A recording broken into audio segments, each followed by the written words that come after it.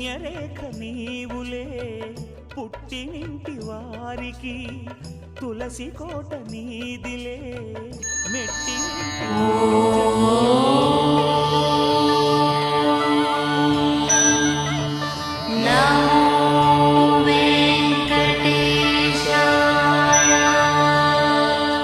కుంకుమ పూల శోభలతో గుండెలు దాటిన ఆశలతో కొంగుపట్టి కోరుకున్న అన్నగారి దీవెన అదే చాలుగా.